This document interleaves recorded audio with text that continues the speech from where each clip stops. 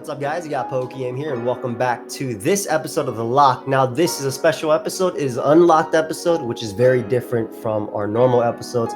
Basically, it's more free-flowing discussion, less creator-focused and on the person behind the creator, which is what The Lock is all about. And we'll actually be talking about Pokemon Sword and Shield today. Now, of course, if you are listening to us on iTunes and Spotify and all that, that's awesome. Otherwise, if you're listening to us on YouTube, feel free to follow us on those on anchor.fm/thelock or any of those links that are down below. You'll get it early every Thursday as opposed to waiting for Sunday, 4 p.m. Eastern. Another thing, you guys can check out our Discord down below. Now today, as I mentioned, we're going to be talking about Pokemon Sword and Shield, but I am not alone. I have a lot of buddies that you may have heard of. Of course, I have my co-host Key, and then we have Emvee, a content creator, Gardy, another content creator who also is a streamer and also does have his own podcast called The Neighborhood Watch. You guys can check that out. And you guys already know Chimpact at this point. So I want to start it off instead of giving you guys all a chance to introduce yourself, because forget that, I just did that myself. Thoughts on you're welcome. Thoughts on Sword and Shield? I think that's a great way to start it, and we'll build up towards what we really want to talk about as we keep going. So what are your thoughts on the initial trailers? Anybody can go. Yeah, I really enjoy sort of the open worldness of the game, like just how it feels. I've seen the camera angle move. I've seen the trainer just walk like all over the place, and it looks kind of like, I don't know, it just reminds me of like Pokemon meets like maybe Breath of the Wild or something, you know, in terms of that sort of like roaming aroundness. Yeah, I'm actually a big fan of the way it looks itself. Like, it's beautiful, right? We just got Let's Go, and Let's Go I thought looked great in itself, and it was very simple for Pokemon too. But the actual way it's turning out, I'm a big fan of it. What about you, Gardy?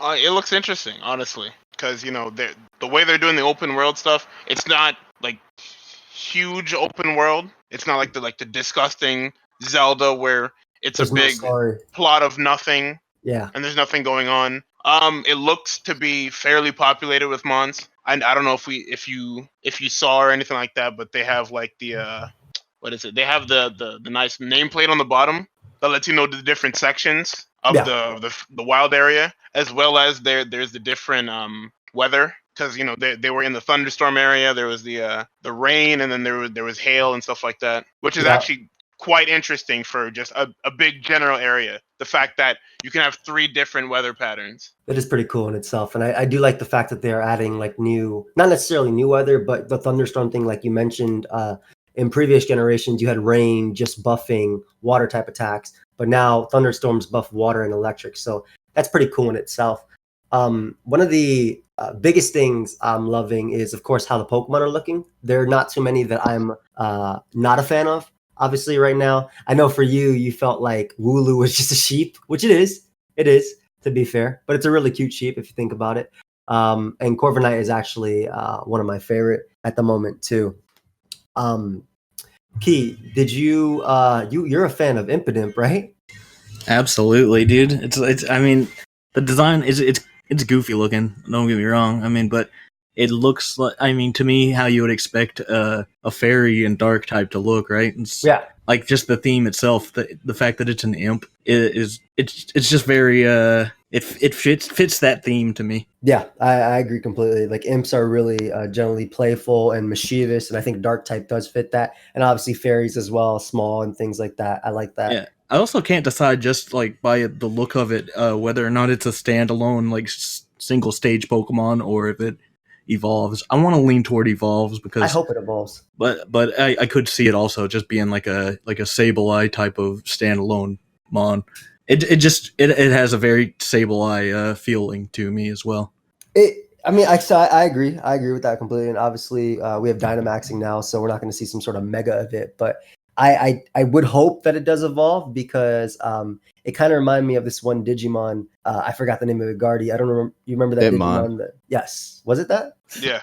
Yeah. Yeah, and it evolved. If you're talking about the fairy imp, it would be. Beelzemon. Yeah, and it evolved into that really cool one in like a leather jacket type of thing. Yeah, it was riding a bike. Yeah. I mean, I could see this with a leather jacket and a bike too. It looks like a Chimchar that just was not fed by his trainer. No. Jeez. Am I wrong? You're okay. I guess you're not wrong in a sense, but as far as competitive goes, though, Dark and Fairy is incredible, right? Like, that's awesome. Yeah, offensively and defensively, both great. To be immune to both dragon and psychic typing is ridiculous. And on top of that, the amount of resistances you have, and like I said, like the way they've buffed Dark, how it basically doesn't care about, like in previous generations that would have been walled by steel types, right? Like in Gen 5 and below. But the fact that obviously steel is just neutral when it comes to Dark, I think it's so cool. I definitely could see it. I really hope it's not like Klefki in a sense, and by that I mean, like, you know how Klefki shares the same typing as Mawile, right? But nobody talks about Klefki for its offensive abilities. They talk about Mega Mawile for its offensive abilities, right? I don't want it to be, if it's a one-off Pokemon, if it is going to be like Klefki, I hope it can do something really good, right? Like, you know, Whimsicott can Subseed, Klefki can Spikes and Thunder Wave. I want this Pokemon to do something mischievous. Like I want it to actually steal. I would love for it to have an ability where it actually steals your items just by coming in. Like even if it's holding an item, it just knocks off your item immediately. Like Impidimp stole your item type of thing. Bro, that's nasty. That's disgusting. Doesn't it work though for imps? Like the idea behind them, I feel like it kind of does. So Frisk. Yeah, so like Frisk, but except it actually takes you stuff. Yeah, with competitive viability. Yeah, I like that. And speaking of like abilities that you don't typically see with competitive viability as well. Like, you know how you have abilities like Stench, which are keeping, it's basically a repel, but then they made it so you can flinch and things like that. So I would love that sort of thing for the imp. So like Mischievous or something, like an ability. That's fine. Yeah, we'll wouldn't just name it a full Pokemon. I don't care. Yep. The man just said Mischievous. Oh no, I said Mischievous. Yeah, Mischievous. Same thing. I know what you said, but it sounded Mischievous. I would love that. What about the dog? What do you gotta think about the dog?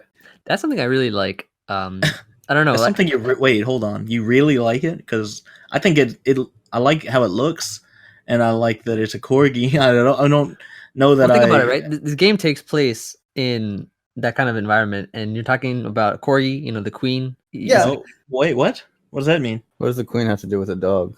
You guys know what he's talking about. Hello? You guys know what he's talking about. It's definitely relevant to the region it's in. That's what Emvee's saying. Yeah. Oh, wait, the queen does have... Okay, no, never mind. Carry on. Really? Yeah. Okay. All right, champ. Thank you. I think it looks cute. I think it's a cute dog. Electric dog. Yeah, it's a cute dog, but is it a good Pokemon? I mean, it's gonna have 2 other evolutions. I'm gonna say that right now. It's gonna have 2 you're evolutions. bugging. I think it's got 1 evolution in it. It has the... Okay, so if it has 2, I hope it has the Stoutland treatment, because Stoutland isn't anything ridiculous, right? But it's not forgettable because it has a niche, right? You guys already know it can Sand Rush and things like that. And it has, 2 other good abilities too, Scrappy and Intimidate. You don't typically see them on it, but it does have those. And it looked like it's an electric type, but it kind of has a normal type move pool from what we see, right? We saw Play Rough, we saw Crunch, Spark, things like that. I mean, I'm talking more so about Play Rough and Crunch when I'm relating it to Stoutland. It could also get the sort of Mightyena treatment where it gets 1 evolution, a bunch of coverage moves, and a pure typing. That's true too. I was kind of hoping. You say a bunch of coverage moves, and then the coverage moves are like Fire Fang. Yeah, the Ice Fang, Fire Fang. They're relatively weak, but I mean that's I mean for Moxie, I guess its ability is interesting. It's cool in game, right? Because you're actually able to pick up the Pokeballs that you miss. That points toward like a very like casual Pokemon to me. Like this, I don't think this is gonna have any this or its potential evolution. I don't think will have any like competitive applications. It feels like that's just like this is your go-to HM slave that has like weird like a pickup ability. You know, you just use this in game. Well, I like that when like they added that into Pokemon Emerald, where they were like, okay, so static allows you to attract electric Pokemon. Pickup gives you items depending on what level you are. If you're high level, you get rare items. I'm not even saying it's bad. I don't know. It's hard for me as someone who played like over the years has played less of the actual in game and just more competitive. I sort of look at Pokemon through a scope of what are the implications of this Pokemon in competitive. That's fair. This seems like not much for me. I don't know.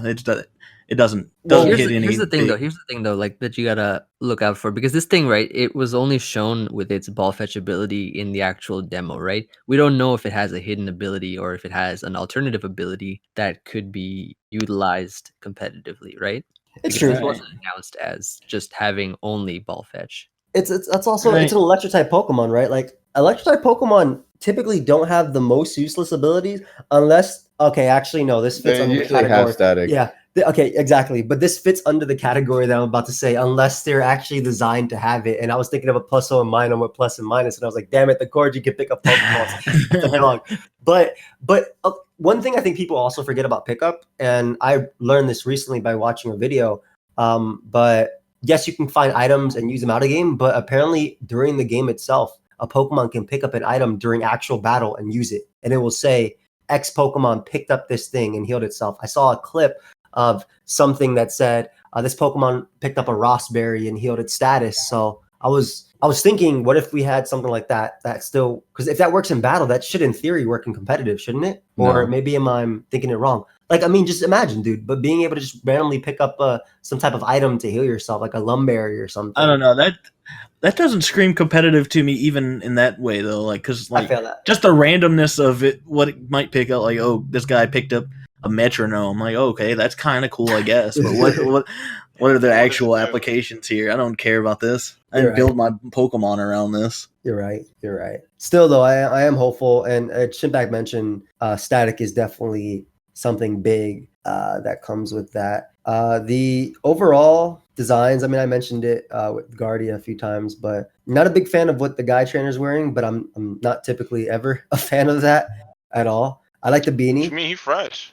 Dude, no, he's not. The girl got he's fresh, dog. He's not. You know who's fresh? Hop is fresh except for his haircut. Can we get Jamie to pull up a picture? I'm not really sure. I'll get you actually a nice picture right now. I'll get you the entire site. If you actually just go through this site right here, and you can just click on buttons. Crazy. You know, since we're on the vein of talking about abilities, if we're done with the Corgi right now, has everyone spoken their piece on that? Yeah, I've spoken my piece on Corgi. Korver Knight. The fact that it has pressure, and what was the other ability? Unnerve. See, those are generally pretty like low tier in terms of abilities, but Unnerve is actually pretty good. It's actually a pretty good ability. Unnerve? I would argue pressure has more competitive value than Unnerve. Definitely. I don't think they're great. I think they're just okay. Yeah. Like they don't. Neither of those abilities would push you to use a Pokemon over another Pokemon. Is where I'm standing. But it depends on the format. Look at the distribution of what Pokemon get those moves. It's typically Pokemon that are like pretty good otherwise. You know, like they usually have pretty good stats and move pools in general. I'm not saying everything that has but Pokemon like Weavile or something, very good. If they give it a better ability, it would be busted. So my hopes for this Pokemon are high just based on the fact that they gave it two abilities that aren't that don't really have any kind of. I mean, it's a steel flying 7-3 monster. Yeah, you can't use its height as. Listen. I'd put this. This is a starter. I'd put this in my starting lineup. Just get some buckets. He's a Chad for sure. Yeah. If you look at past steel flying types, Skarmory and Celesteela, they're both amazing at what they do. Celesteela can do anything as well. That's a big. Can do anything. I mean, it can be offensive and defensive, is what I'm saying. The problem is that we've only seen Brave Bird, Swagger, Jolpek, and Steelwing as the moves, and those are all very, very generic attacks for bird Pokemon. I would honestly, even if it's worse than Skarmory, it's gonna have better HP than Skarmory. We already know that. That's confirmed just based on what it looks like. It's looking to be around the base 102 to base 109 area, depending on EVs and IVs. But even if it's a lower tier Pokemon, because I did see some stats that they matched up based on it, and it didn't look that amazing. It just looked average or a little bit below. If it even gets spikes like Skarmory, I would love to have a lower tier, flying steel spiker again, right? I would love to be able to use a Skarmory in UU, you know what I mean? Like, as opposed to the stall teams that have to use it in OU. That's the only reason why it's staying up there. But it would be a little bit disappointing, though, if it is bad, when it says that Korver Knight is the strongest Pokemon living in the skies of the Galar region. Because how are you going to say that and give me like a base 60 attack Pokemon? You know what I mean? Well, there might be Pokemon that aren't living in the skies. Maybe they just hang out in the skies. Are we under the assumption that it doesn't evolve then? I feel like this Pokemon is the bird. I feel like you don't evolve. I think it's a standalone because they just showed that one off first. Not only the description, it was shown off first in the Korver Knight form, as well as in the playable demos on the floor, that thing is level 45 when everything's level 10. That's true. Also, I it hate looks to like use- that. It looks like the Pokemon that when you click fly. It does. I think Yeah. I thought that was really cool. I hate to use this justification, but it also just looks like a standalone Pokemon, which It does. doesn't Right. really mean anything, but But it like, does. Yes. it really does. Yeah, and like Skarmory, it's kind of hard for me to imagine a baby Skarmory. Really, I'm sure they can make some type of baby with like a little bit of steel on its head somewhere and like Nah. hatching. But like the Baby Vullaby, gonna look. like the Vullaby You Manabuzz. see its people, head? It You would see be Storm's interesting. head? Yeah, That's the baby. you're right. You're actually right. But it would be interesting though, like if this Pokemon was A branch evolution from Skarmory, like they made a pre-evo of Skarmory and then evolved into this. ooh, if that was the case though, I would like it to, instead of be Flying Steel, to be like Dark. I actually thought it would be Dark Steel when we first saw it. I mean, Flying Dark or Flying Steel. Those are like the two obviously things because it looks straight up Flying Steel. But definitely my favorite design thus far. As far as pressure goes, we've already seen there are, as you mentioned, there's Pokemon that don't really make use of it, but then there are Pokemon that do, like the birds, for instance. Subs a Pressure Zapdos or Pressure Suicune, with a dog. Oh, not a dog, according to Gardy. But Wow. what about if we want to move on from this mon as well, since we're just gonna be going to them, and as again for everybody listening, we actually have a deeper conversation that we want to get into as well. So I hope you're excited about that. I feel like we don't really need to talk about the starters. They've been there. Hold on. Grookey gets knockoff. It does get knockoff. It Branch does get Poke. taunt, and it does get branch poke. Now, branch poke kind of looks like their new grass punch type of thing. You know what I mean? Like, but a weaker base power one. Yeah, because Leaf Blade. Yeah, exactly. No, I think weaker. Than yeah, Leaf Blade. yeah. I think it's weaker. Hyper Beam Leaf Blade. Yeah, I'm talking about. yeah Branch Poke talking is very about- OP. I'm talking about. It's like the new Vine Whip / Yeah, Absorb. that's what I was thinking too. Oh, so it's like Leafage? Starter attack. Yeah, exactly. Leafage. Like they made a move that's not great, but it's a signature move type of thing, right? That it can use. The fact that it does get knockoff though does give me hope for its final evolution. I think that's pretty cool. There are grass types though that do get knockoff without being dark as well though. So actually I should actually look that up, but I'm pretty sure Victory Bell gets knockoff. It does. Does? Yeah. If we actually look that up, I'll look that up right now because we can. Weather ball, all you need. Yeah, and then like Bulbasaur, Ivysaur, Venusaur gets knockoff. Yeah, so like they all get there's knockoff. yeah, so like a lot of Pokemon. I mean, knockoff is a widely distributed move, but then again, you also have Pokemon like Shiftry, obviously, which are part Dark type. So I mean, I would not be against Dark Grass as a final evolution, but I mean, it's a Groove Monkey. I would love like Rock for Rock and Roll. A groove monkey. Yeah, it's like a grooving monkey. It plays its stick. Stick with me here, though. What about a brass monkey? Nice steel grass type. I'd be okay with that too. Although I Yeah, feel like little they, tambourines. yeah, I was about to say that. I feel like they would have given it that instead of of the stick itself. But All right, Even fair enough. ukulele. It does say it's ukulele. full of boundless curiosity, so maybe it turns into a psychic type. All right. Oh, well, maybe it's just so curious about instruments such a that it reach. switches to brass. it's literally. I'm pretty sure it's shut up. I'm pretty sure it's a reference to it's the monkey, bro, like Curious George and things like that, man. Oh no! Please tell me it's not a Bro, curious. I really George hope it reference. evolves into a monkey wearing a yellow hat then. That would be actually pretty amazing. That'd be pretty cool in itself. Thoughts on Dreadnought too? I like how it looks, and I don't know how. Like, it's hard to really gauge anything else about it.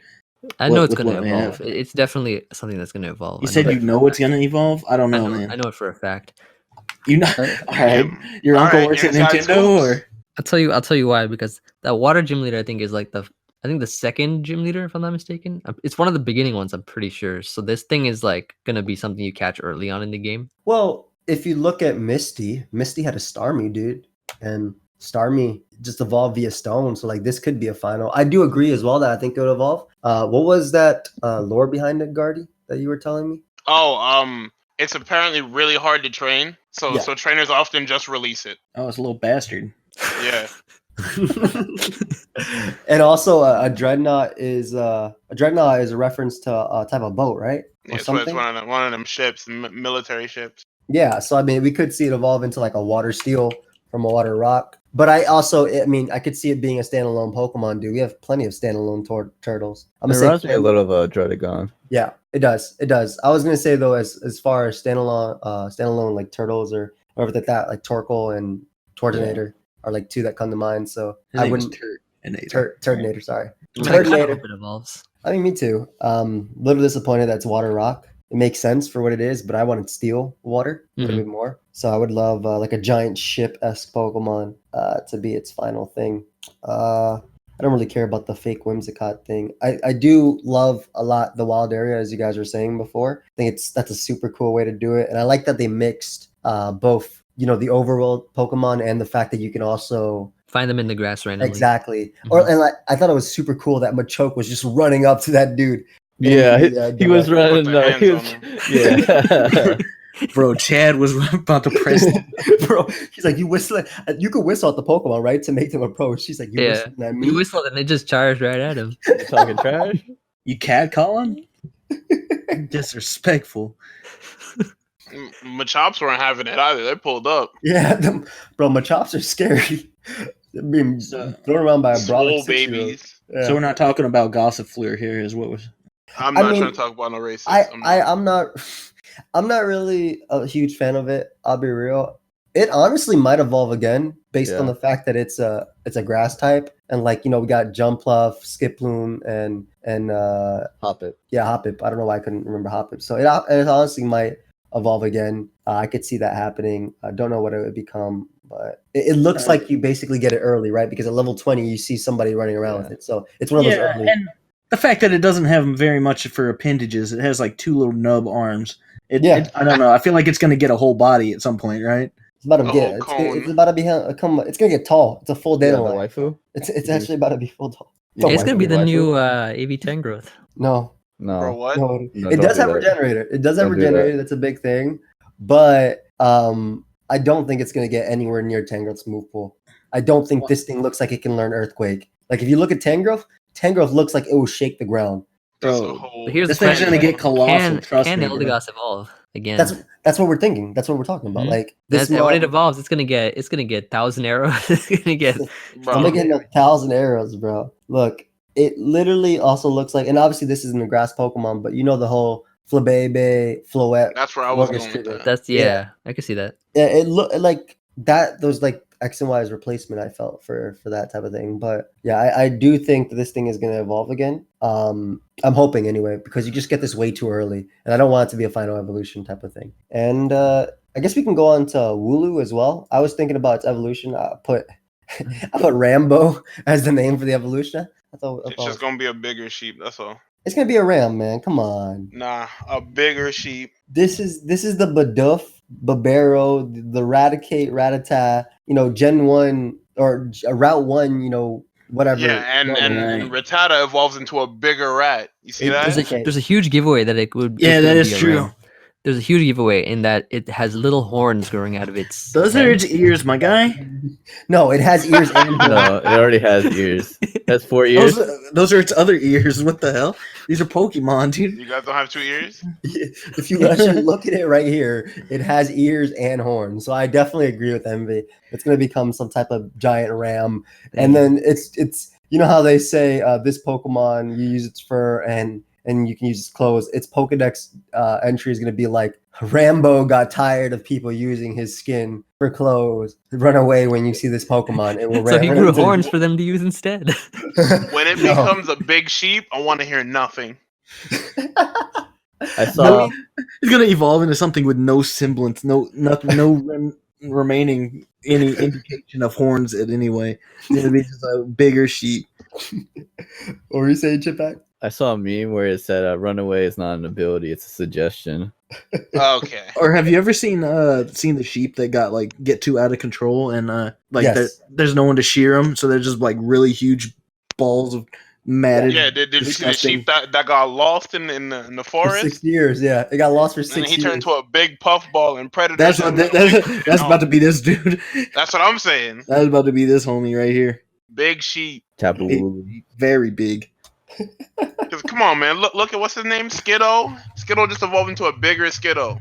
Okay, you're not wrong, but I mean, it was a baby goat and a goat. They're really similar too. Honestly, Go-Go was very disappointing. I agree. I think the coolest part about it was the fact that you ride it. I do like that this Pokemon actually rolls away, like, Yeah. and it works with Runaway as well. But like, I mean, if we take anything from the Mareep line, right? Mareep is a sheep, Flaffy's a sheep that's sitting up, and then Ampharos is just a shaved sheep. I definitely think that we'll get some type of ram with less fur. Yeah, Just no, this the- is going the opposite direction. Complete 180. I could More. see It's gonna get Big even fur bit more. game. It's gonna have even a third evolution that is there's no body parts showing. It's just ball of cotton. it's gonna become a Colossal. nice sheep shifter. no. The sheep shifter You Pokemon. can keep that one.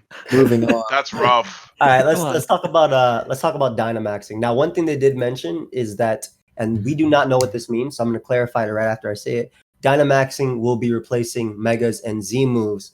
Now, what that means is one of two things. One, there are no Megas and Z moves in the game, period. Or two, in the main story, Dynamaxing replaces it, and after you beat the champion, you're going to get your Megas and Z moves, similar to how we played other games. You got your Megas at the end of Sun and Moon. You got your Z moves throughout it, right? So the main focus is obviously going to be Dynamax, and they talked about how they wanted to really make the Pokemon itself unique, right? The big thing about Megas that was really cool is that only certain Pokemon got the treatment, and they got better because of it. But what do you guys think about that, both on Dynamaxing as a whole, or just the idea of there not being any Megas or Z? Or do you think it's the other thing I mentioned, where that's just at the end of the game, but throughout the entire game you can do Dynamaxing? Do you think they would take out full Megas? I think in general, and before I even speak on any of that, I just think I'm sick. I can't be the only one sick of all the goofy gimmicks. Like, Of course, me too. I don't think we need it. Like, Yeah. they started it in Gen 6, I don't remember Gen 5 having anything Yes, it was Gen 6, particularly yeah. goofy. Gen 6. We got Megas. Gen 7, We don't need that in every generation. Just give us new Pokemon, and that's really all I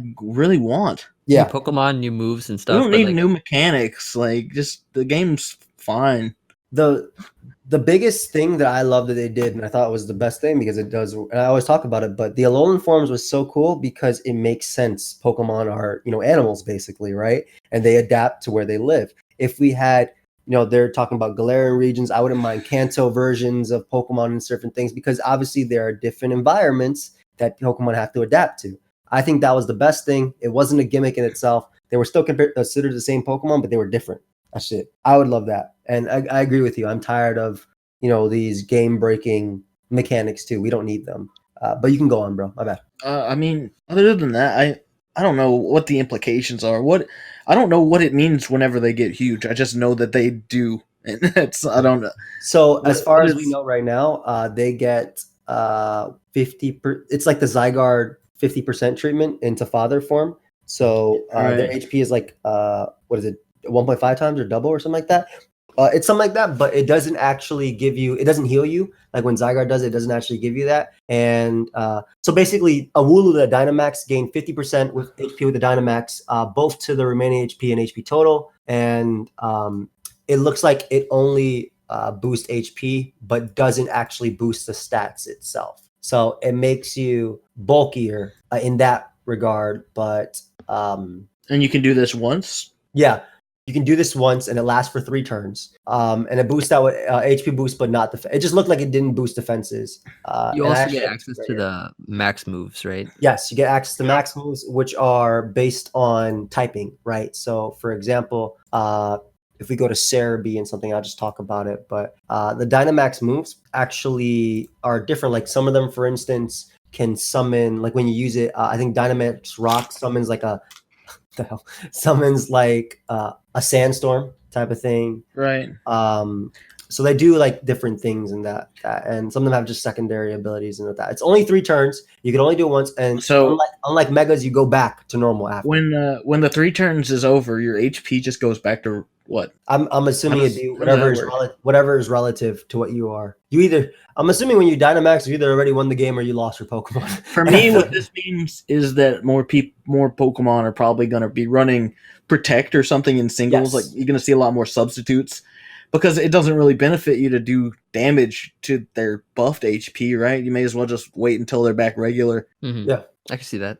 I don't know. It just seems like you're going to want to stall out turns. You're only going to see Pokemon that want to go longer in a game rather than like I think hard offense, hyper offense, probably going to take a fall because just the fact that you probably not going to. There's going to be 3 turns of you have 2 turns. Huge Pokemon to beat in front of you, and there's 2 turns you can't actually do anything. That's a huge tempo swing if you're playing something that offensive.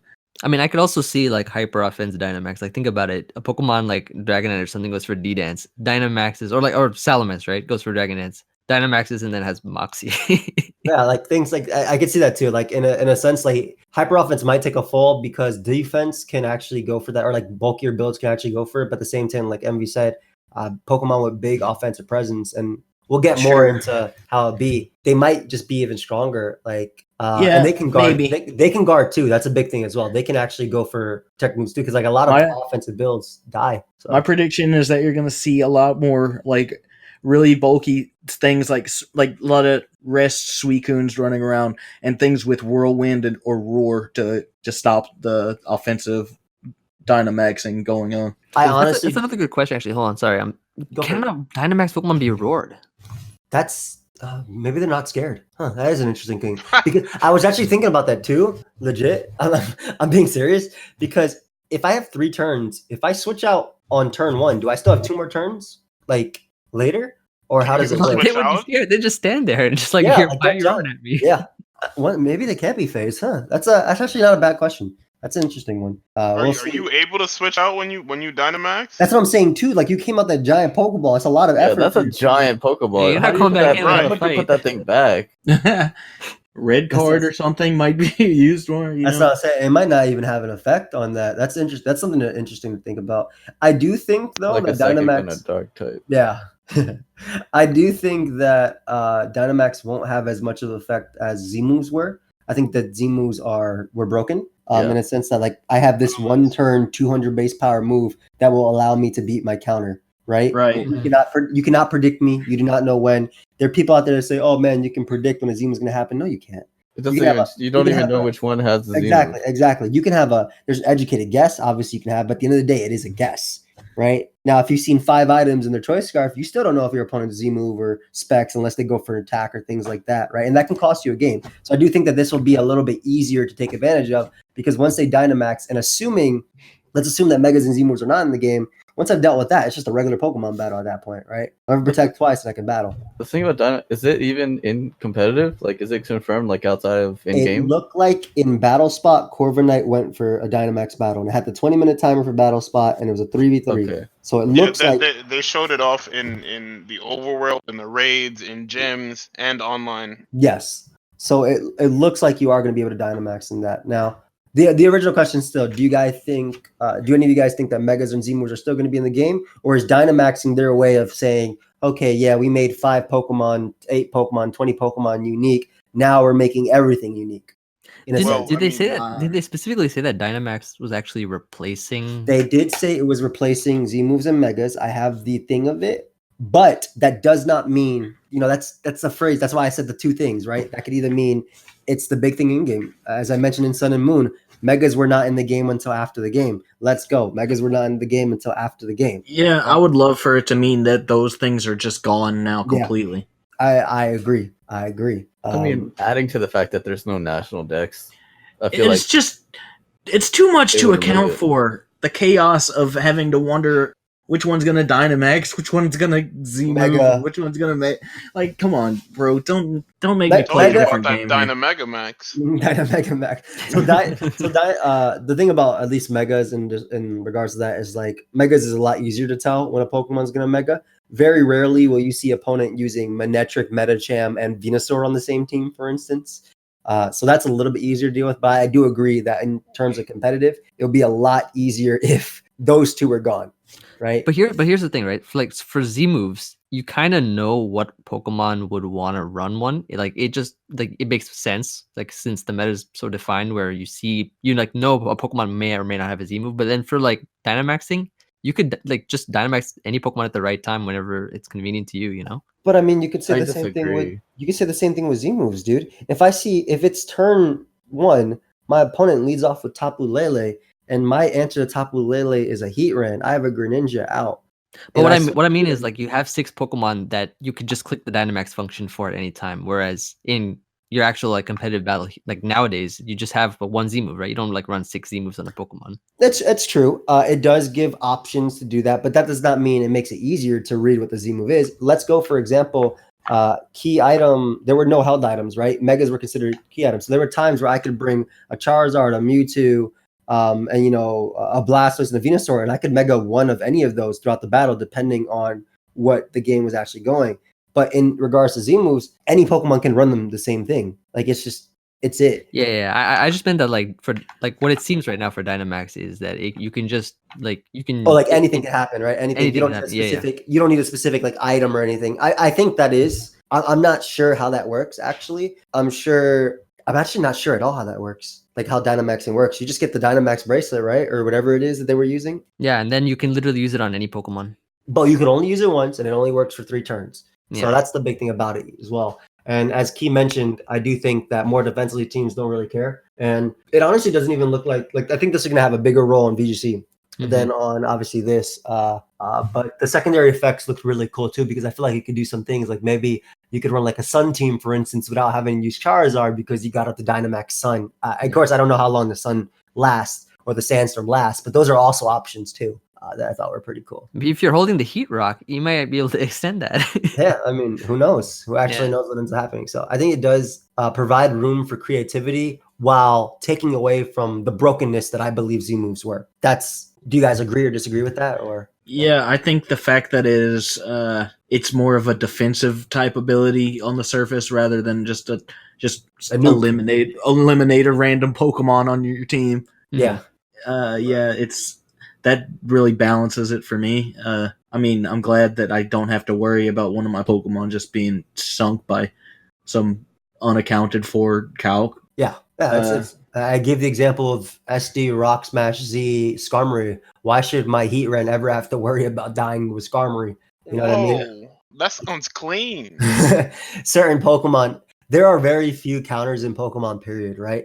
There are checks, but there are very few Pokemon that actually outright counter certain Pokemon. But like if my answer to one Pokemon on my opponent's team is this Pokemon and they happen to have this Z move that actually lets them break through me, what could I have done? Like, right? Yeah, it just disassembles your whole team. Yeah, it's not even that I played poorly, right? Like I'm already limited to a team of 6 in a metagame with 800 plus Pokemon. That's of course the current metagame. We'll get into that stuff actually later. What's going to happen with Sword and Shield? I'm already limited in that terms, right? Sometimes you can play around it, but a lot of times I think that you can't. And I know there's going to be a lot of people that say, well, Z moves are not that hard to play around this, and this. I'm just taking it from a competitive singles, mindset. And I know how good they are. I love to use them and I hate to face them. Sometimes you can have a guess again. Like if I have my Tapu Lele out versus if I have my Heatran out versus a Tapu Lele, right? And I'll say, okay, cool. I'm going to switch out to Tornadus on the all-out pummeling and I'll be fine. And they click Spec Psychic because Spec Psychic does like 40% to offensive Heatran. And the only offensive Heatran can knock out Lele is if I have Z move myself. I just lost my Tornadus for nothing, you know? Yeah. Also, another thing about it is like it doesn't, even if you know a Z move's coming, sometimes there's no counterplay and you just lose a Pokemon because it's just a really strong attack. Like on a broken Pokemon like Bagirna, for instance, a Twinkle Tackle is stupid.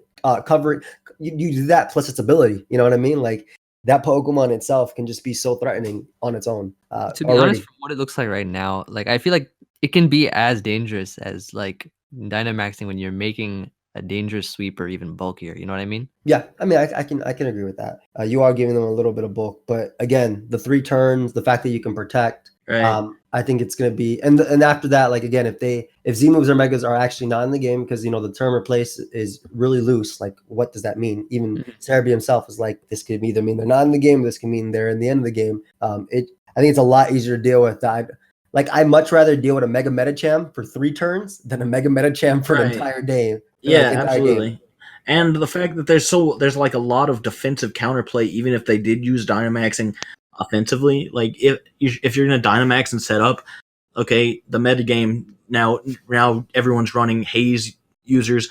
I don't know that all these things affect the Dynamax, but like if they can be phased out, you're gonna see every potential phasing move used. Is he Haze? You're gonna see Psych Up or something. And this doesn't necessarily mean that the metagame is going to be purely unaware. defensive. Yeah. But like just the fact that if it does get out of hand, there's so much counterplay for just like I don't think there's any reason that this is going to be I don't think this could be as important to competitive as Z moves. And of course, just because of the fact that there's that much. We could be 100% wrong too, which is funny. We could actually just be completely wrong and misunderstand it, because the fact that obviously all 4 of the moves can be Dynamax or become max moves, and they can do different things. So like Z knock or the Dyna knockoff, for instance, could, I don't know, shatter. I thought they actually said about what Max moves did, but Max Darkness lowers the target's special defense stat. That's like its power. That's its effect type of thing. Right. Max Flare activates Harsh Sunlight, which is really cool. By the way, Harsh Sunlight is not regular sunlight. Isn't that like Harsh Sunlight? Yeah, that's like Groudon's ability, isn't it? Almost. Yep. Max Strike lowers your opponent's speed. That's like a normal. So like we have different things based on it, but they. What happens when you can't block them? I think there's gonna be like one turn, right, where you actually won't be able to. I don't know. If you think about it too, dude, if my opponent Dynamax and they were able to break through my team, but I haven't Dynamax yet, they're done, right? Their mon is not big anymore, and I'm about to get the one thing I'm most excited about. If that mon can't retreat, all you gotta do is click Perish Song and Perish Trap with Ozzy or something. That's it. They can't even skip into their Pokeball. That'd be interesting if they actually can't switch, so like trapping becomes a thing. That's interesting to think about. Mm-hmm. I am really excited though for Wi-Fi battles with this, and the raid battles as well sound really cool. Mm-hmm. Raid battles sound awesome. So somebody wasted Dynamax turn 1. Dude, that could be something cool to stream. Like we could all just be in like call together and do a Dynamax or something. Exactly. Stream, not one of the raid battle. Stream and even upload. Like they're literally raid battles like Pokemon Go that I can do over Wi-Fi. This is amazing. Like I absolutely love that. So I think that'd be a really cool, like for the content creation side, I think that'd be really cool. Now, the thing I want to get into, and this is like the whole thing, we're like deeper into the podcast now. And Key mentioned it. So with Pokemon Home, they mentioned that, I want to see if I can get the quote up real quick. Basically, they mentioned that not every Pokemon is going to be available in Pokemon Sword and Shield. And it's not going to be like Pokemon Bank where they're stuck there and then they are able to be in Pokemon Sword and Shield. But it's actually that the Pokemon are not in the game, period, right? There's no models in the game. There's no anything for that. Now, this had a lot of backlash. And Key, you could probably explain it better than what I'm saying right now, but this had a lot of backlash from a lot of the Pokemon community. And we're kind of going to discuss the pros and cons of certain Pokemon not being able to come into Pokemon Sword and Shield. So, Key, do you want to take it away first? Sure. I know I'm going to get a little bit of hate here, but I can support that a lot of people, had a problem with this. The Pokemon that they trained in other games aren't going to be able to move to this. I mean, yeah, sure. We can look at all that and like be super disappointed. Rightfully so, I guess. For me, like as I said before, I don't really play the in game a lot, so the repercussions for me just don't exist in the same way that they do for a lot of other people. And I realize that, so my argument kind of comes from more of my competitive standpoint here.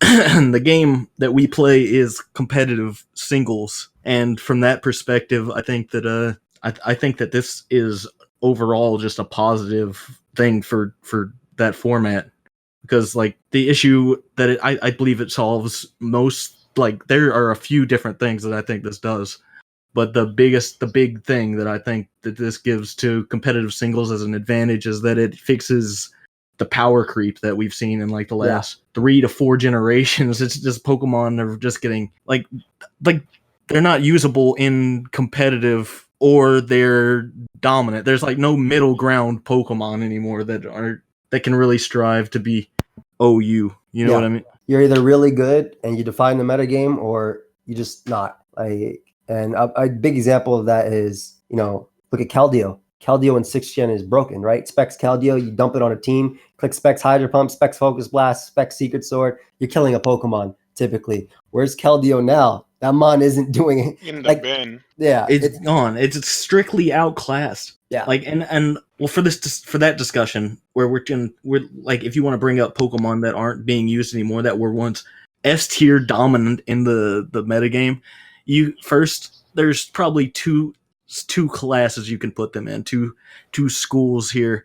And one would be Pokemon that just kind of fell out of the metagame just because they don't have much of a niche there anymore. That's not very useful, whatever they did. And for that, I mean, I don't know what I'd put in that class. Maybe Metagross. Metagross used to be the king, Gen 4 and down. And then the other class that you would say is Pokemon that are just strictly worse than something else that come out. You know, like why use a Keldeo? Why use a Starmie whenever you can just use a Greninja of some kind? You know, like there's no need for it anymore, and that's where the power creep really affects the metagame. You know, like I think Starmie is a great example actually, because Starmie was OU forever. In fact, one of the only times it was UU was an X and Y UU early, and then it ended up going up a little bit as well.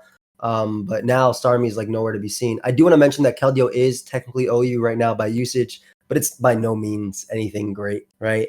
Maybe the Taunt Calm mindset can help you break through Tox effects, but a lot of Pokemon invalidate that. It cannot do what it once did. That's a big thing. He's trying to say they snuck in there.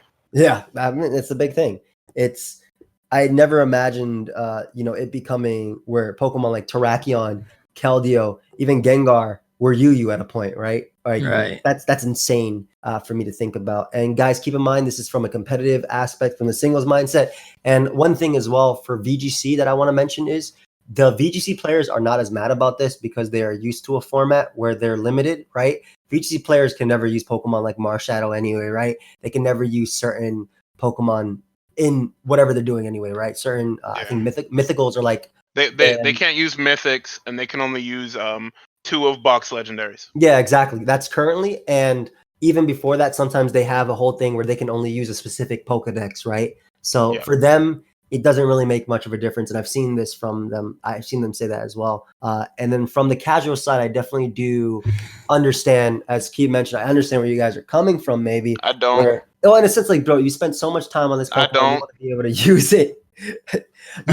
you can go on that in a second, Gardy, but you spent so much time, and this Pokemon, you care about this Pokemon, that's fine. It's okay to care about your Pokemon. And you want to be able to bring it into this new region, and just not being able to use it. Like, what if your favorite Pokemon is just not in the game? I understand from the casual side, that's how they feel. Now, Gardy, why don't you understand that? I don't understand these people. They suck. I hate them. That's it? No. I'm gonna get into it because it's just, hold on, who echoing? Chimpact? Yeah, Chimpact mute. Yeah, you echo. No, not me, bro. No, go ahead, mute. What? Go ahead, mute one time. I got him. Thank there you. You go. Nice. Damn. No echo? Wow. But yeah, like I was saying, so the way it works usually with these guys is just like, I've been seeing it a lot for the last 24 hours or so. Oh yeah? Word? I thought I was muted. Yo, look at you, dog. Keep going, Gardy. Sorry. So I've been seeing it a lot on Twitter for the last 24 hours. They've been crying. They're leaving Mons out. I can't bring my Mons over. What are you gonna do with them? I'll wait. What are you gonna do with them? You're just gonna put them in your box. Because you bring them through home, and then what? You're gonna run through a fresh save with a level 100, whatever. That's what you're gonna do. And then what? For post game? Oh well, because Bank's never available when the game comes out, so you're waiting anyway. Right. And that's what. I agree here. I completely agree here. Like, what use does it have to actually send it to the game? What are you gonna do? You still have the Pokemon. It's just on a different game. You know, and I think one thing as well, like, it's not like they're not going to make a third installment or even get in certain Pokemon from, for example, they might actually introduce Pokemon during raids and stuff where they send little updates, like similar to Go, right? Go doesn't have every single Pokemon inside it. You can't catch every single Pokemon, but they'll do like updates to do like little raid things. And I think that's really cool for Pokemon itself, like the little mini game type of thing to actually be able to get certain mods. So I agree with that. And in fact, it's funny because that argument saying, "Oh, I want to battle with it," is more so for a competitive aspect. And you would think that, like, I'm gonna cheat anyway. but you would think. Oof. Hello. My bad. There? Yeah, you're on 7. All right. You would think that it wouldn't matter. But like, for me, it's like, imagine a metagame where I can't use Landorus in OU, right? That's insane. That Pokemon is 40% usage in OU, right? Polarizing some bitch. Yeah. No, So- but also on I'm not done yet. I'm keep not going, done bro. yet. Also on the flip side, when they say, "Oh, well, my favorite Pokemon isn't in the game," so the fuck what? You mean to tell me there's been 7 generations and you use the same mon in every game? You need to get a life. No. Try something new. No, Yeah. you need to try You something gotta new. tell them to get a life.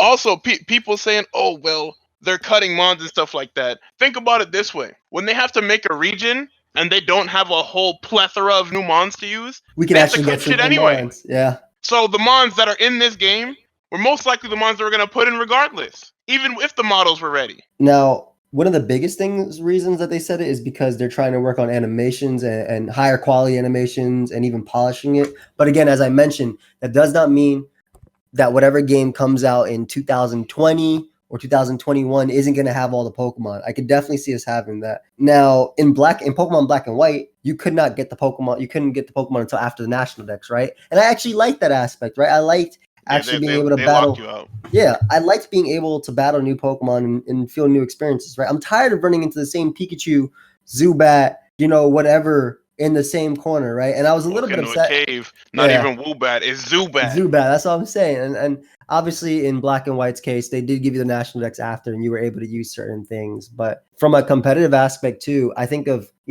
card games that have limited formats, right? I wanted to make that comparison for Magic the Gathering. The standard format is a rotating format, and which, to explain further, means that some new sets are released and then added to the format, and then others are cycled out where you can't use them anymore. And if you look at Pokemon as each generation being an expansion, then we currently, the current OU would be 7 expansions and 800 different Pokemon or cards, if you want to relate it directly.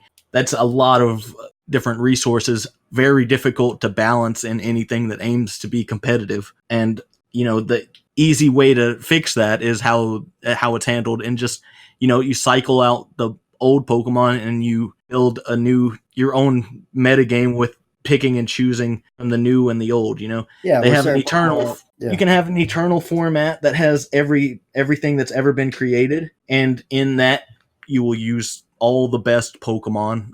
Like you have our current OU would be considered an eternal format because it uses everything that's ever been created, right? It actually just to add on to that real quick, it actually did that even before the Pokemon were actually legal, right? We had Pokebank OU, which was basically we couldn't actually use anything outside of the Sun and Moon decks until January, but Showdown itself gave us access to everything prior to it. So it's still, at least on simulated cards or simulated formats, not obviously in the game itself, you could still potentially have every Pokemon if they feel like doing it.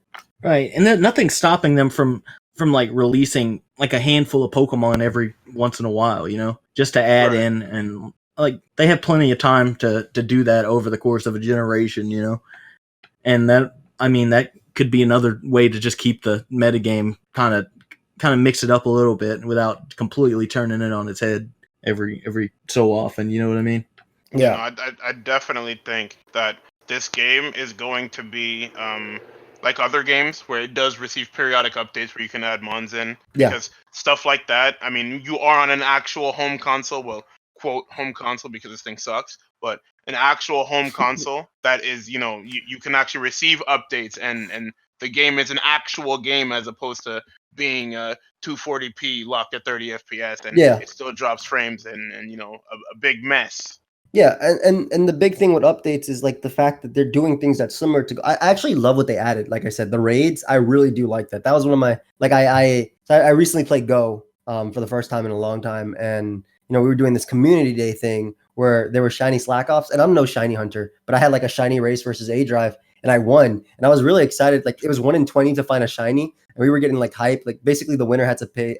The winner doesn't pay for dinner. So I got a free meal. But I really like the idea of them adding in little events like that where I actually have to do stuff, right? Instead of, remember back in the day where if you get the ticket for Victini, you go to an island, like a little cutscene, and then this, and this, and you can catch your Victini, or like the Arceus one, which we never got, or the Darkrai one. I like that better than them just giving us either every Pokemon or even like, I like the idea of them adding in these things. I think it'll be really fun for max raids and for all that. And if it means that's what they're supposed to do. They're Yeah. supposed to distribute those things, not just give us the mon. Yeah, like don't just make me download the mon and I have it. That's boring, right? Give me something cool with it. Like, and if this just means that the next game is going to be better, whatever, let's say DVP remix in 2020 or whatever they make, Pokemon Sword, Shield, and Knife or Gun, or they're not going to make Gun, but they're not going to call it Gun. But whatever that next one is, I think the biggest thing that people were just mad about is like they've been transferring their buddies with them since like Ruby and Sapphire, right? Like their Lugia from Pokemon XD Gale Darkness. And I guess people are just like collectors in that case where they like to, literally have them all, catch them all. Like in me, for instance, I left all my Pokemon in my Pokemon Ranch on my Wii for my Diamond and Pearl. Like I caught everything, but they're there. I can't do anything with that. Oh yeah, and I deleted that game too, and damn. Yeah, I deleted my save file, so I can never get them Thinking back. about it now, yeah, I deleted the fuck out that save Yeah, file. that's what I'm saying. It's like I can never get them back. Like I get that they want their Pokemon at the same time. Like I can't determine someone's value of their Pokemon to them, right? That's it, right? Like my original starter Charmander is a Charizard, right? Level 100 right now, and I loved it. And I restarted the game, and that's all I could do. But if I could have it back, I obviously would. It sucks. It doesn't do anything for me in competitive, but it would still be cool to have just because it's my OG. But I don't know. You still have the Charizard. Just because it's not going to be on the new game doesn't mean anything. Yeah, I mean, their Charizard is going to be. There's that feeling of nostalgia and sort of attachment to like the things that you started off with when you were much younger and stuff, and you probably want to transfer all those things to your future games too. And that's why they had like all that kind of connectivity between the old games. Yeah, and then they have the connectivity ones. between Go as well and Let's Go. Like I think they did a great thing with it, but I think one thing people need to understand as well is some people were saying, "Well, just push the games a little bit later." They cannot do that. Pokemon is not just a game. It's also the TCG packs, the expansions for that. It's also the anime they have to follow as well. Everything releases on a schedule. Yeah, it has to release on a schedule. We're not pushing back the schedule because you want to bring your mons over from the other games. Put that shit on your phone and go next. You'll get it eventually anyway. That's a big thing as well. Pokemon Home is probably going to be a big thing. It's going to be there for a while, right? It's home. It's literally called Pokemon Home. So it's going to be there. Better not delete that. I hope not. And it's like the cloud. So you will more than likely, not now, but I think at least if you're a competitive player and you're still upset about competitive not using, I think the biggest thing I could say is just wait a potential year, right? Experience the new metagame. It's just going to be 1 year. And honestly, from what I've seen from feedback for Ultra Sun and Moon, a lot of people hated OU, right? A lot of people hated this generation, right? And I can see why they don't like they're tired of Toxapex, tired of Greninja, tired of Magearna. Just imagine a metagame where I'm sure half those Pokemon are going to be there, but imagine a metagame where certain other Pokemon aren't there, so I'm not restricted in what I can use to check those Pokemon. It's a little counterintuitive when you think about it, because like in this case, limiting the amount of Pokemon in the game kind of increases the variety of Pokemon you're able to use competitively. Yeah. And another point I want to bring up, is that like in your team builder and stuff, when you're trying to build a team and trying to, I guess, deal with so many different threats, imagine sort of the meta now where it's going to be sort of more cut down compared to like Gen 4 or 5 when we didn't have so many of those mons and it was much easier to build a team that could actually deal with things. You know what I mean? Yeah. You built for general threats. Yeah, that's basically what I think he is getting at right now. Right. And there's more variety because you don't have to account for all the big threats that have just accumulated over the years. Yes. You look at the difference between 6th gen and 7th gen, the big differences is really just that they added several like ridiculously strong Pokemon that actually made 6th gen OU look like UU, right? Yeah. And it's just crazy because 6th gen did that as well for 5th gen. 5th gen OU looked like 6th gen UU. Right. So like if they didn't add those ridiculously strong Pokemon, then none of the Pokemon would be used from 7th gen in OU. But like they had to just up the ante more and more each time just to get more just to have any usage of these Pokemon. Yeah. And so to prevent them from having to do that again, it's easier to just, pick and choose which Pokemon get to come in. And then you can just make balanced Pokemon that are just like run of the mill, but they'll still get used because like there's so few other options. It's also interesting to think about that one of the reasons they also said is because they wanted they said I want to see if I find it, but it's coming out to battle. But even more than that, it's coming down to the battle system. We're making sure we can keep everything balanced and give all the Pokemon that appear in the games a chance to shine. Now, obviously, Pokemon cares about VGC. That's their big thing. But there have been times where I know they do acknowledge singles, at least in the slightest, whether it's 6v6 or battle spot or whatever. So that's the big thing we're getting at, right? Pokemon do have a chance to shine. Now, obviously, Smogon has tiers, right? But even in tiers, in OU, there's top 10 Pokemon, right? In UU, there's top 10 Pokemon that people don't deviate from, right? You'll see Scizor on every team. You'll see Latios on every team. You'll see teams like that going every single time. This just gives more Pokemon a chance to have the spotlight, right? That's I like the big thing. consider OU also to be like the premier tier for singles. Like that's the one that you would consider the standard and the one that I think that balancing should be based on. You know what I mean? Yeah. There's like saying that it doesn't matter if they can compete in OU because you can still use them. And I don't think that argument holds up. It's just because like OU is the metagame that should be adapting and changing and shouldn't be like, because the eventuality is that they're not going to be able to make Pokemon strong enough at some point to even be considered viable in OU, and it's just going to be a solved metagame of just the same Pokemon that you just like this is going to be Lando T and Toxapex, all the Tapus, a couple Ultra Beasts, and then that's going to be it. Yeah, that's going to be what you see. Yeah. They've also been seeing the disgusting behavior you guys have been doing in VGC the last couple of years, where all of y'all are playing the same 6 mons. Yeah, same 6 months. They actually Like, nerfed. They gross. actually nerfed the 8 abilities and Kangaskhan's ability after seeing, the same thing. It's crazy because every single gen where we get nerfs and buffs. But the big thing I want out of this, by the way, is that every Pokemon, not just, the Dynamax is one of their ways of buffing it, but every Pokemon they actually allow through, if it's not already good, right, it gets some type of buff. And I always look at Spinda, right? It has Contrary, it gives it, and Contrary plus Superpower, it gives it some type of potential, but it doesn't have any because of its base 60, all across the board type of thing, right? So if this is what we need in order to make these Pokemon actually shine, to have this diversity and variety in the OU tier, I think it's a great thing for it. And obviously they're keeping VGC in mind when they said this specifically. So yeah, I mean, just considering the other option is just making Pokemon that are just unbelievably strong, it just seems like this is the better option. Or just make a weaker Pokemon evolve, like Spinda, make it evolve into something else. Yeah, I don't know. I'm okay with evolutions as well as a way. I feel like it's so lazy an approach though to just like, just let's just make all the old Pokemon better. I don't know. I mean, I love Gen 4, and Gen 4 did that to a lot of cool Pokemon. They definitely messed up a few in terms of how they look. Yeah, no, it was cool. It was fine, but I don't know. I don't think that's the approach they need to take constantly. It's just like I don't think. I definitely just make everything a 3-stage Pokemon. Why not? Yeah, no. We definitely no longer have to make original ideas. We just design the Pokemon that already exists a little further. I do feel like the Pokemon that are all one-off Pokemon should have some type of way to stand, right? This Pokemon has not learned how to evolve, right? It has not learned how to adapt. It's dizzy. It can barely stand. But like you take Mantine for instance, right? It didn't technically evolve until they gave it Mantike, right?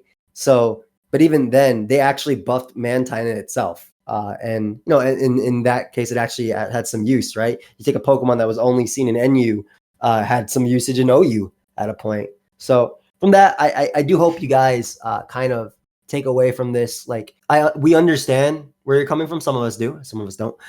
Some of us do. Some of us do, some of us don't. But if you are a competitive player, try to have an open mind with it. I think that's the big thing. It also just, I don't know. It feels really, I don't want to say that it seems like everyone's just being very entitled about it, but that's kind of the word I'd have to use. No, that is the word. Yeah, you're not entitled to have everything you want in this game. Like, yeah, okay, you're free to not buy it. Go, by all means, who cares? Don't buy the game if you don't want to play it because your favorite Pokemon's not in there. But like, it's not their duty to do that. They bless you for past generations with the ability to have all the Pokemon, and now you're spoiled and you think that you deserve it for what reason? Right. Their slogan is "Gotta catch them all," though. Keep in mind. Yeah, but I mean, gotta catch them all that are available. Yeah. Correct. That's And you've it. Like, done I that. mean, That's exactly true. When we, That's exactly Catch them all. By all means, catch them all. Catch all the But, Pokemon in some the of them Galar are going to region. be in the other game. yeah, I mean, that's it. And that's the big thing as well, guys. This is not going to be. I don't think this is going to be permanent. In fact, I wouldn't mind every couple of years this actually happens with Pokemon just to shift it up or just change it a little bit, right? But I don't know. At the end of the day, I'm still pretty excited about it. I am too. I wouldn't mind a slow release of every Pokemon over the course of the generation. Yeah, And then by the time all of them are out, the next Bro, yeah, generation's here. and And makes, then we it makes restart the yeah, cycle. exactly. It Keep makes it everything so fresh cool. for the entire thing. Exactly. Hopefully not in DLC packs of $9.99 each. I doubt it'd be DLC. No, It'd be just- they'd be free updates. yeah, it'd be Pokemon free doesn't updates. go like that. Pokemon. Yeah, is but the not. Megastones, those are DLCs. DLC But we don't have to packs. worry about those because those are dead for the time being. Yeah. Yeah, but basically my point is that if they didn't do this, then like 90% of the new Pokedex would be dead content on arrival because they'd be outclassed by something else. There'd be no reason to use it in competitive like environment at all, Gen 7. unless they made it just super strong for no reason. Yeah. Absurdly strong. You don't want everything you make to be dead content. You don't want a filler Pokedex. You want them to have reason to use every Pokemon you make in some way. I agree, and that's actually what they want out of this game. He said it himself in an interview. So, with that, I think that's a perfect way to actually end it. So, I hope you guys all enjoyed this episode. Again, this is not the standard. This is an unlocked episode. We just thought it was relevant to what was going on. Check out everybody as well. Their links will be down below, as well as Gardy's podcast too. And thank you all of you for joining me. I appreciate it. So we'll see you guys next time on The Lock. Goodbye, friends. Bye. Goodbye.